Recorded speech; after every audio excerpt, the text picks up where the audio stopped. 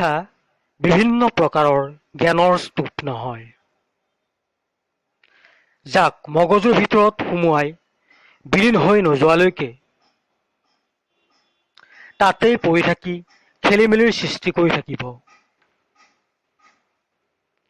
জীৱন নিৰ্মাণ, মনুষ্য নিৰ্মাণ তথা চৰিত্ৰ নিৰ্মাণ কৰিবৰ বাবে আমাৰ বিচাৰ অনুভূতিৰ সৃষ্টি কৰা অপৰিহাৰ্য। আমাক এনেকুৱা শিক্ষা লাগে যাৰ দ্বাৰা চৰিত্ৰ গঠন হয়, মানসিক শক্তি বৃদ্ধি হয়, বুদ্ধিৰ বিকাশ হয়, আৰু যাৰ দ্বাৰা মানুহে নিজৰ ভৰিৰ ওপৰত থিয় হ'ব পাৰে। স্বামী বিবেকানন্দ।